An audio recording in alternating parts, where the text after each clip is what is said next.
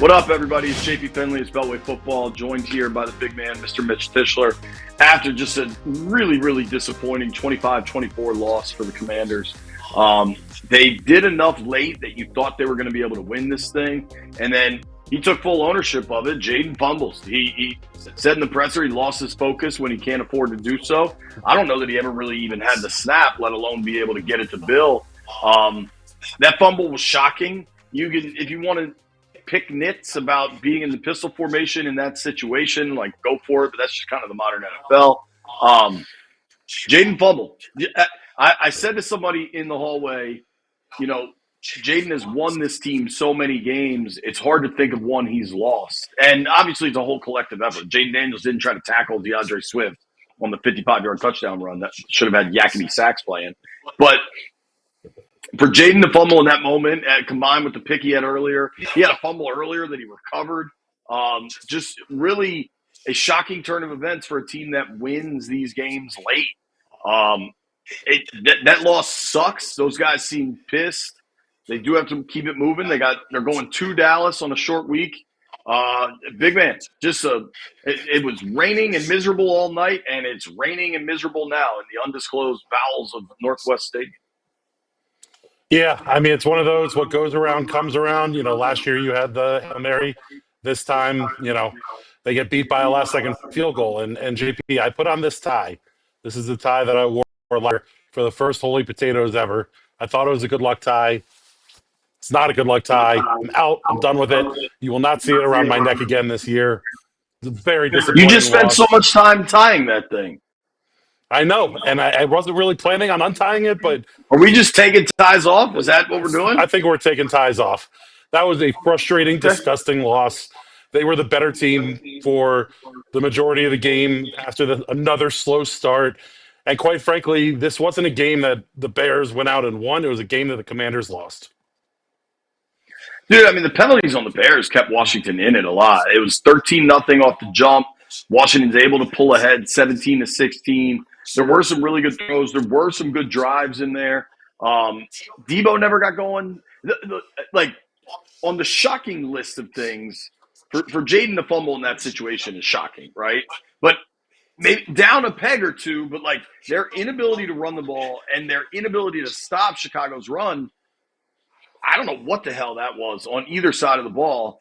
And you can complicate things as much as you want in football, but if you lose the line of scrimmage, both offensively and defensively, and then give the ball away a bunch, you're not going to win many games. Is there a lot more to it than that? Yeah, but sometimes it's simple. That answer's staring you in the face. Should we let people hear from DQ and Jayden just because they were as disappointed and shocked as perhaps we are?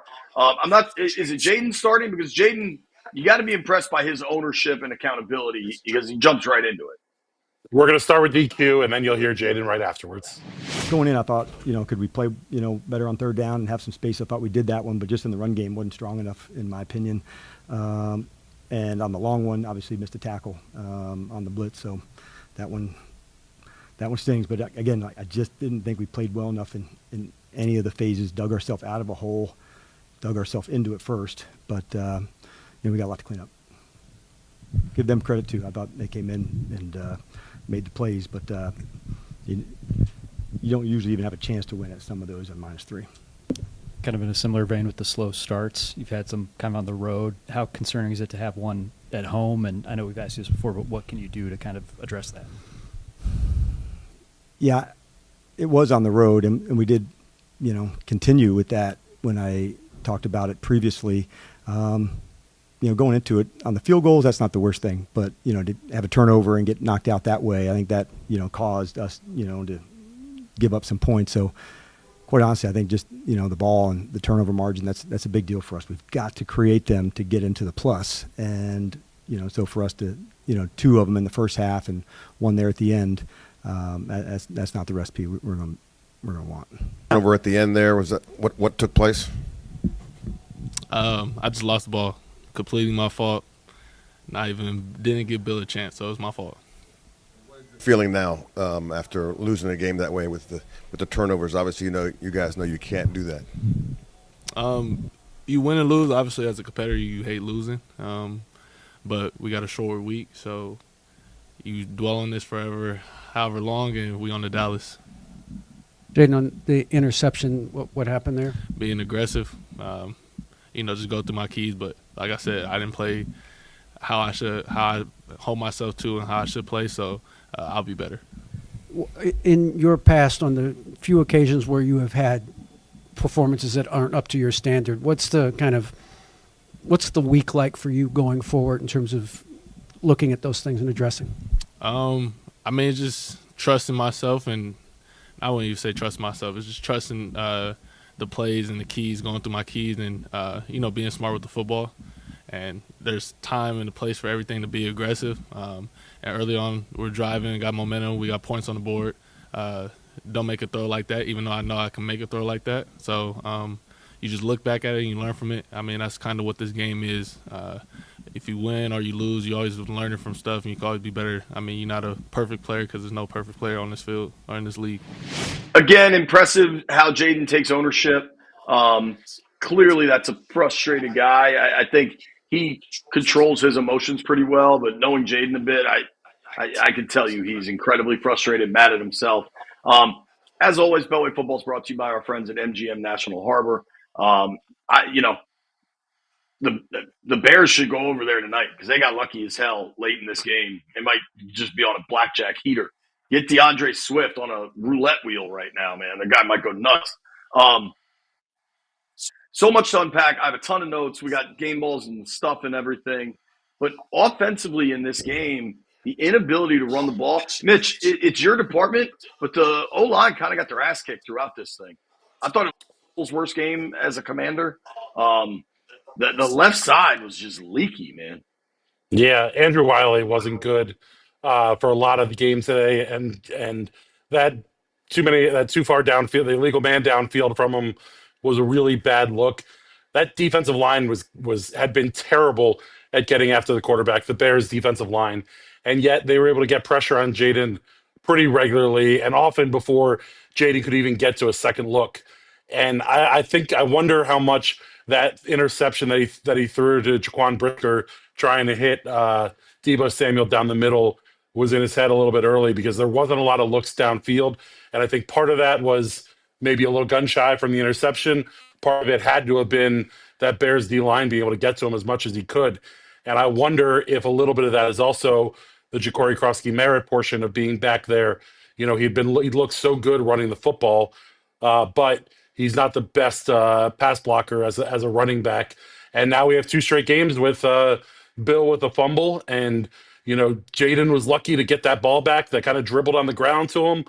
This was a sloppy performance on offense, and it's something that, we've kind of tried to talk away a couple times as this season has gone on. But we're starting to get to the meat of the schedule here. And, you got some tough games coming up.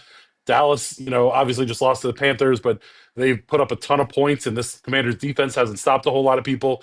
You got the Chiefs coming up. I mean, this offense is going to have to start getting itself into gear, and you're not going to win a whole lot of games when you turn the ball over 3 times and start out slow again, like we've seen over and over and over again from the squad. It's something that they got to figure out.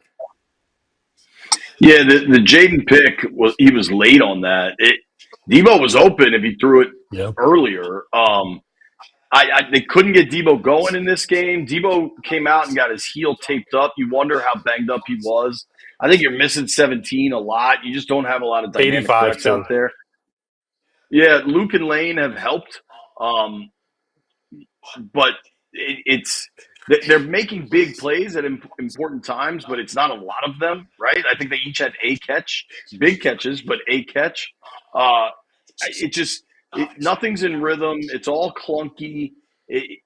Even when it's running well, it's running like an old car. You know what I mean? Like very far from the sports car we saw last year. That was a well-oiled machine. Why don't we let a few of the offensive players kind of give the state of the situation here? Yeah, here comes Bill Merritt, Luke McCaffrey, and Trent Scott.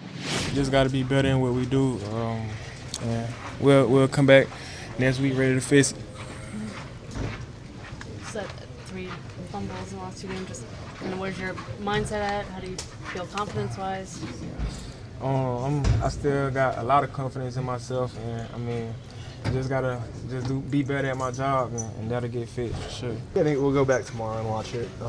Obviously, as a player, you want to just do everything you can to help fix what you did wrong and help our team win. What did DQ tell you guys after this?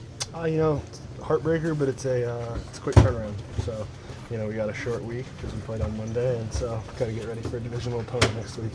They say games in the NFL are lost more than one, and today we did a lot to hurt ourselves, more so than what they did, and so we just got to come out as an offense, as a team, and just execute better. Did it matter more that it was a home game? Nah, I mean, every week matters, you know what I mean? So it's tough to lose at home because you want to take care of at home, and that is important. So you want to get that done, but anyone like this thing, you look at it. Listen, I mean, you can hear the disappointment in those guys as they talk about this loss. They feel like they gave this one away. You mentioned Debo getting his heel taped. You wonder how injured Debo really was. You saw this Commanders offense call up two wide receivers from the practice squad. I wonder if there was some concern whether Debo was even going to be able to go today. It's a nit to pick in the big picture, and you hope when Terry and or Noah come back that the offense looks different. But they kept going to that 13 personnel, the 3 tight ends, 1 wide receiver, 1 running back look, and that 1 wide receiver was Chris Moore. And granted, Chris Moore had a great touchdown catch on an incredible throw from Jayden. We shouldn't not mention that because it was such a good play. But Chris Moore is not a receiver that's going to threaten a defense. And when you line up in 13, when you line up with those 3 tight ends, when you line up in that kind of run look, you need to have a receiver on the outside that can threaten the defense and make them respect him. And, the fact that Chris Moore got, 5 targets and, Jalen Lane and Luke McCaffrey combined got 3 is troublesome. And I think early on you saw Jayden try and take a shot downfield to Chris Moore when Luke was probably open underneath and could have gotten him the ball. But I want to see Luke McCaffrey on the field more. And I didn't think, through training camp in the early part of the season, I was going to be saying that. But he's a guy that's proven that he can get open at times. And certainly, you saw him make the touchdown catch when he was wide open.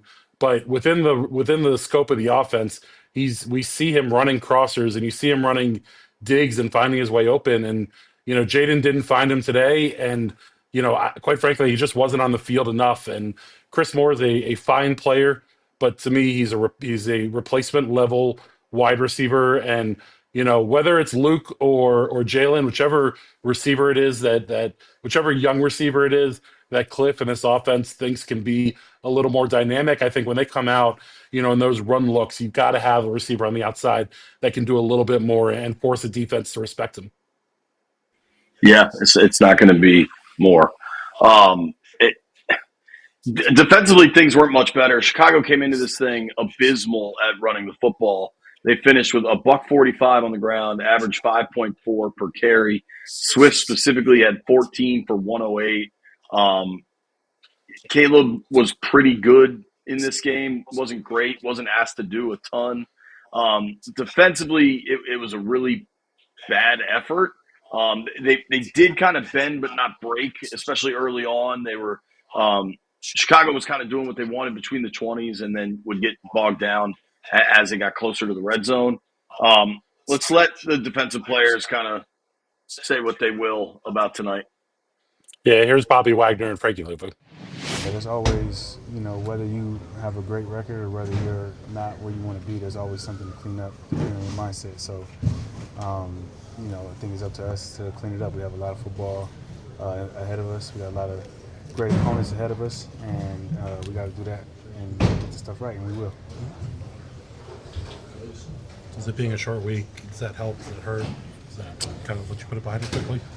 Short week help when you lose. You get to get back to the drawing board. You get to get back to the game faster. The game comes a little bit faster. You win and you move on. So that's what we got to do. We got to go back. We got to see the mistakes that we made.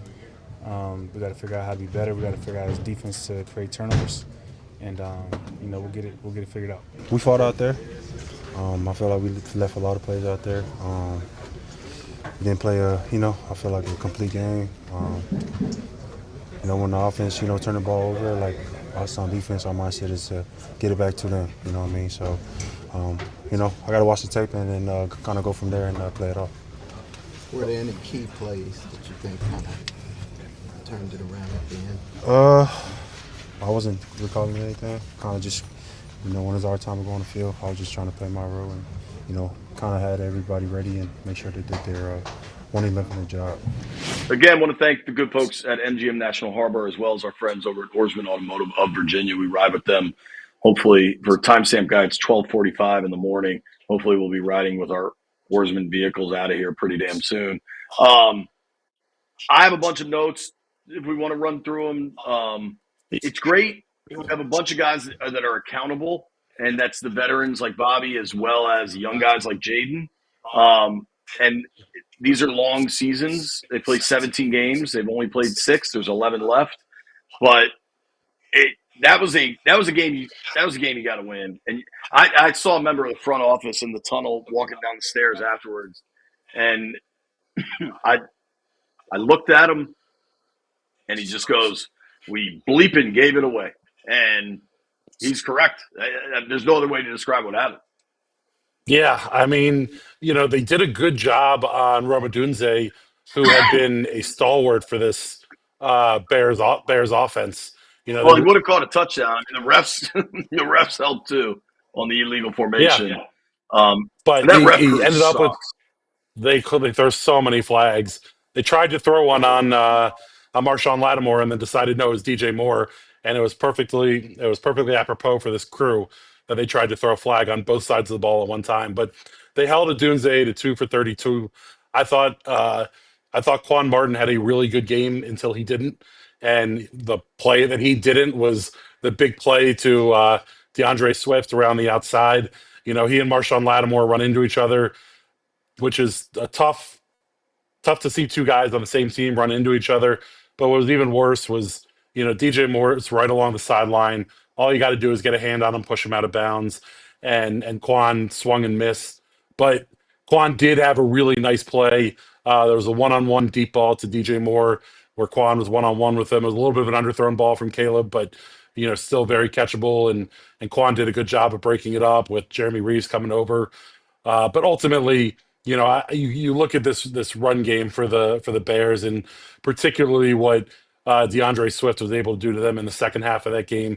He averaged 7.7 a carry, and when he was able to get things going, and I think no better set of plays points to that than the end of the game after Jayden fumbles. Bears have to get into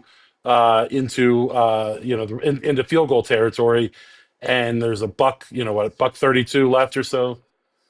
Right, zero resistance. Just hand the ball off to DeAndre, let him get 6-7 a pop, and then ultimately he breaks that 12, 13 yarder to get down to the 25-yard line on second and short. And it's just, it's something that we've seen kind of consistent. And I think, Preston Smith was out there for the first time today.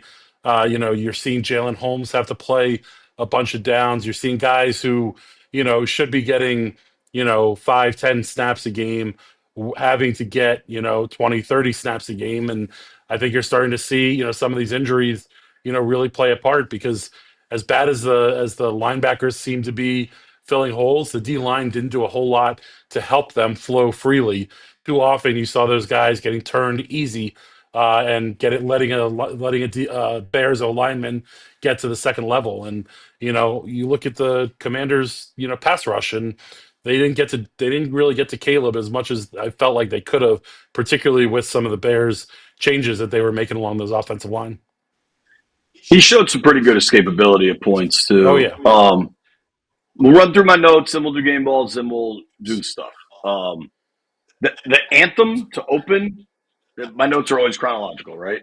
The anthem was phenomenal. I believe it was a singer from the Navy. The team was celebrating the 250th anniversary of the Navy, which was cool. But the anthem was just phenomenal, and they had the big flag. They probably got the biggest flag in the NFL, and it was kind of like billowing with the wind. It was just a really cool scene. I thought the crowd was great tonight. It was packed. It was packed here. I thought they did a good job with the blackout. Sadly, not it's a crowd leaving upset. the Real quick, the early crowd was defense. really good. Before we get to the game, the crowd was really really good. They were in there early. They were loud. I remember last year when we were up in Philly for that NFC Championship game, talking to one of the members of ownership and talking about kind of the game pres and the LED lights that the Eagles were able to do with with everything they did. The Commanders' intro tonight was awesome, and it got me fired up, getting a little bit of goosebumps now. Thinking about it, it was very cool. I love that they were able to, you know, put together a video and an intro as elaborate as they did. Daryl Green with the spear was awesome, firing up the crowd as well. I mean, I think for those fans who still want to hang on to the old days and the Redskins and all that kind of stuff, I think seeing that spear is probably about as close as we're going to get. And I like that they're embracing it and using it for some stuff. I just wish that enthusiasm at the start of the game would have carried into that first quarter where, again, Commander started out slow. Yeah, dude, I think we're a few years away from the Super Bowl era white jerseys just being their permanent white jerseys. I think the spear will be involved in branding, and I don't know that means a helmet, but I think you'll be able to buy spear gear before too long. I think they're going to do a really good job of threading the needle, but at the same time, the name's not coming back. People just got to be cool with that and kind of move forward. Regardless, we don't need to get into all that. The Daryl Green thing was very cool. I had that written down. In my notes, we've talked about a lot of this. At one point, I wrote just an ass kicking early, which I think is pretty accurate. Caleb, I thought was pretty good in this game. I don't know what you think, but he does some weird stuff with his arm angles at times. It seems unnecessary. I did want to make a point to talk about this. We talked about the Jayden to Chris Moore. Hell of a catch, hell of a throw. At one point, Dan Quinn challenged a 1-yard gain, which the rest should have just called on the field. It was clearly incomplete to my blind ass, 250 feet away or whatever we are in the press box. The ball hit the ground. I don't know how they called that complete to begin with. And I question many, if you go back and look at Twitter, completely clown DQ for challenging a 1-yard gain. Then they win it, so it's 2nd and 10 instead of 2nd and 9. Ends up 4th and 1. Ben Johnson, they're gashing them on the ground. Ben Johnson calls like some fairly bastardized version of play action. So it ends up being a turnover on downs. So I guess credit to DQ for the challenge there. It ended up working out. I don't know process results. You could probably argue that, but I did at least want to bring that up, I guess. But I think we got to also talk about DQ challenges that play, and they come out of the challenge, line up for the 2nd and 10 play, and DQ has to call timeout. And we've seen this over and over again. As good as they were last year with clock management and all that kind of stuff, we see these mistakes continue to happen. And I don't know if it's Joe Witt calling the defense. I don't know if it's getting the right packages in. I'm not exactly sure what the disconnect is here, but we see this on defense, fairly often. And it was frustrating to see clearly when they were able to get to Caleb, particularly on those kind of 3rd and mediums, 3rd and shorts. You saw when you speed up Caleb Williams, he makes mistakes, whether it's miscommunications with his receivers or poor throws. You saw it a couple times, particularly early. And to me, you see that little gash in the Bears offense, and you want to see them attack that a little bit more. You want to see this defense get a little bit more aggressive. And I know what's happening on the back end with Marshawn Lattimore and some of these DBs trying to cover one-on-one probably hinders you a little bit from being able to bring as much pressure as you want. But it was clear to me that if you were able to get to Caleb and speed up his process, they weren't going to be successful. And ultimately they weren't able to do that consistently. And that was a problem. I think that was the big problem. And the Bears kept the Commanders in this game a little bit with some of their play calling, I would say gaffes, because they were gashing them so much on the ground like you talked about. But trying to play hot potato with this game. Like, no, you win it. No, you win it. No, you win it. And Washington just unfortunately had the last hot potato. We can get to game balls. I thought I was impressed by McNichols. He had 3 catches. I think 2 of them were huge individual efforts. One was on a 4th down. One was on a 3rd and 13. I thought McNichols was probably their best back tonight, maybe just because he didn't fumble. C-Rod didn't get a carry. He was on the injury report all week. I had Luvu absolutely blew up Caleb on a play. I thought that was a good, clean hit. Crossing routes continue to just be a disaster for this defense. I really like the throw Jayden made to Jalen Lane down the side. It was a great little double Yeah. move on Tyreek Stevenson. At that point, it looked like they were going to win the game. Things were kind of rolling. I thought, the throw to Ertz for the touchdown was just an absolute laser. And then You had real quick, you had Ertz last week who didn't record a catch for the first time since 2014. And, talk about like zigging and zagging and all those different things. It felt like, this was a game coming into it. This was a game that Jayden was going to emphasize getting Ertz the ball. And, I think that security blanket, having Ertz in the middle of the field, proved out a little bit. He had 6 catches today and, however, 8 targets or something along those lines. for 45. Yeah. It's 6 catches. Oh, it's 6 catches on 6 targets with a touchdown, Yeah. which was nice. But I'll just go back to the Jalen Lane, Luke McCaffrey thing. If Debo was really as limited as he seemed on the field, I want to see those 2 get more snaps here. And Chris Moore getting 5 targets is too many for a guy of Chris Moore's ability. I thought he had another drop. Like, it hit him in the helmet. It wouldn't have been the easiest catch, but it went right through his hands and hit him in the helmet. It was a 3rd down, little outplay. I believe it was 3rd and 9. Maybe the ball was a little behind him, but it was certainly a catchable ball. And, you just think if that's 17 or 85, he's probably going out and making that catch. And now we're at the 4th game in a row without 85 on the field, Noah Brown being there. Tay Martin this was his final ability to call up before they have to let him pass through waivers. And not that that's, the biggest deal in the world because he is a practice squad guy. But at the same time, if he's the guy that they trust the most out of their practice squad receivers, to now have to, submit him to waivers where another team could potentially claim him is a tough look 6 weeks into an NFL season, particularly with all the injuries. Now, Debo's popped up with that heel. Noah still hasn't played. Terry's still coming back. This receiving room is beat up and there's not a whole lot of help behind them, particularly because we're not seeing 83 and 11 out on the field, enough with this offense. Agreed. The only real game ball I wanted to give was Commanders PR. They had a nice moment. Yeah. Craig Heiss is a dude I've worked with that we've all known for a long time that passed away in his sleep last week. And I thought it was nice to just honor Heisty as he used to be here for every game. And then kind of as the years went on, he became more of a baseball guy. But I don't know. I like that. I have a whole bunch of goats to get through. Let's get to real quick. Yeah. Game Balls and Goats brought to you by Oarsman Automotive of Virginia. We ride with them. You should too. They're our favorite. We'll be in our Oarsman cars riding home pretty soon. I think I got a hat tip, maybe not a game ball. Trey Amos. He continues to impress on the outside. He had 7 tackles and a pass deflection tonight. I think you look at Odunze not getting as much work as he normally does within this Bears offense, and I give Amos a lot of credit for that.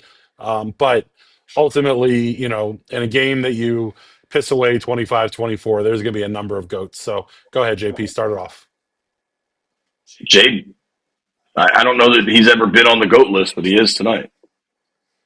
Yeah, I think you got to go with Matt Gay, another doinked field goal. For a coaching staff that preaches competition, they never brought in any competition for Matt Gay. He's been mediocre at best. I think you look at in the 4th quarter, they had a 4th and 9 from the 39.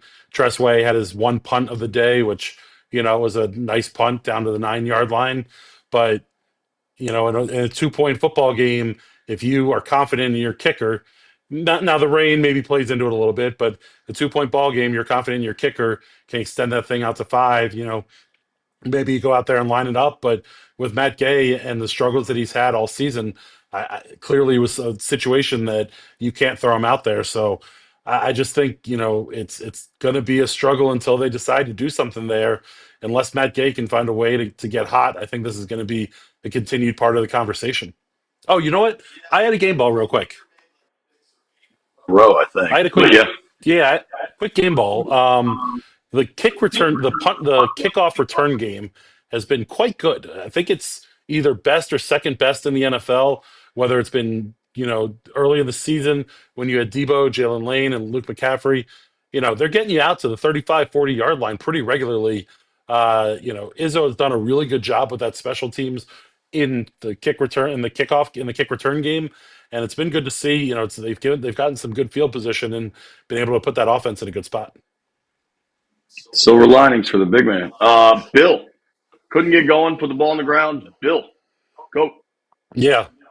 I'll do Andrew Wiley. The illegal man downfield was bad. I thought he had a couple real poor pass sets there. Laramie Tunsil, as we knew that the penalties were a thing with him. We mentioned that, talked about it coming into the game. It's something that's meted out as the season has gone on. He had a false start today. I think there were a couple little issues up front that they got to get cleaned up. Yeah, I mean, I kind of think both lines struggled, frankly. What else specifically did I have? Oh, that the Brisker, the hit directly to Jayden's knee. It's a bang bang play, so I'm not going to suggest it was intentional, but that's a dangerous play, dude. That rule exists for a reason with QBs, especially in the pocket like that. So Brisker for sure. I think the linebacking play gets it again. I think both Bobby and Frankie struggled with their run fits. Part of that was the defensive line struggling to allow them to flow freely, but multiple times today you saw them fitting in the same hole. It's something that's got to get cleaned up. It's been an issue. We've seen it be an issue. Maybe you didn't see DeAndre Swift really break out for the long runs that we've seen some other teams get against them. But those 5, 6, 7 yard runs are death by 1,000 knives. Yeah, I mean, I'm at the point of the night. Just everybody, it's just a terrible loss. It's I don't know. Let's do the stuff. Yeah, let's get to the stuff. It's brought to you by. But I had a Tap Benji bet, dude. I was feeling good. You were close. You were very close. The stuff is brought to you by Tap Sports Bar. They put on a hell of a show every time the Commanders play. They have an awesome tailgate / game setup over there. Go check it out. Go play some blackjack. Go eat some chicken wings. JP loves the tater tots. It's all good over there. Let's Catfish fingers, dude. Start with over under. Had Jayden Daniels over 217.5 passing yards. He ended up at 211. We both were wrong with that. Bill Merritt rushing yards number was 61.5 when we were talking about it by game time, and I think it had to do with the Chris Rodriguez injury. That number jumped all the way up to 69.5. Bill ended up with 61 yards.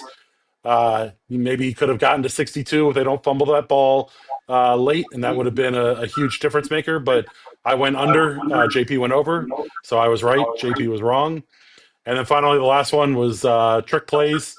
Not even worth discussing whether there was one. Potentially there was one with the reverse to Jalen Lane. A lot of eye candy there before they flipped it to him backwards. But number was 4.5, way under. JP was under, I was over, so we tied again. So nothing changes there. I mean, Detroit didn't even call one, right? Or Detroit. The Bears didn't call any. Yeah. Yeah. That's okay. You think of Ben Johnson, you think of trick plays, but to be honest, Right. they didn't really need to do it. The Commanders' defense didn't put up a lot of resistance there. They didn't have to get deep in their bag When you to get the ball moving. get 6 yards of carry, you don't necessarily need to do it. Yeah. Next up, we got 100 chips. My 100 chips were Commanders minus 4.5, and the Zach Ertz touchdown. I felt good about calling the Zach Ertz Looking touchdown pretty good on Twitter. there for a minute. Yeah. If Bill could have gotten to 62 yards, potentially they kick that field goal, make the final score 27-22. JP hits his Benji bet. I hit my parlay. Things start moving. Anyway, that didn't happen. JP, for his 100 chips, had the Commanders minus 4.5. Obviously, that didn't happen. They lost, so both of us out on it. And now we get to the Benji bet. 24-22. Commanders had the ball in Bears territory with 2 minutes left in the game. Seems like they're driving for a game-sealing touchdown. JP, I had this beautiful Benjamin right here, ready. I was ready to give it to you. It was burning a hole in my pocket, and yet unfortunately the fumble happens. The Bears go down, kick the field goal. It doesn't happen. I had 28. I had 30-23. That didn't happen either. Neither of us hit our Benji bets. Neither of us do pretty regularly. If you're just listening to the podcast, go to the YouTube because Mitch literally just showed me $100 bill. Now we believe in Mark Perina as the arbiter of all things stuff related, and Perina, I determined you owe me a plate of wings for being that close to the Benji bet, and not $50, but a plate of wings. Here's the thing: it never struck me that you're a participation trophy kind of guy. If had it ended 24-22, I feel like I would have been more happy to do it. You would have owed me $50. But you've been circling around the Benji bet so often this season that I will gladly buy you some wings next time we're out, and you and I can cheers a cerveza to this. You're gonna expense them. Be honest. No, it'll come right out of my pocket. I got to be honest. If this $100 bill ended up going to you, I was going to find a way to expense it on the report. But if you're one of the bosses at Monumental, you didn't hear this. Undisclosed location, undisclosed $100. It's all hypothetical. We're not getting there. So, listen, it was a very, very frustrating. Yeah, very frustrating night. We will be live next week after the Dallas Cowboys game on the Monumental YouTube page. We'll be reacting to your comments. We'll be doing all the things we do. But until then, we'll be back later in the week with a podcast, and hopefully this team finds a way to rebound and fix some of these leaky holes in the boat, because we're getting to a part of the season where this team's got to start playing like the team we think they can be, and they haven't done it yet. The boat is leaking, man. Big game in Dallas. We'll deal with that later, but that Dallas offense and this defense, woo, buddy. Let's get out of here. It's late, and the game was terrible. If you made it this far, I owe you a beer.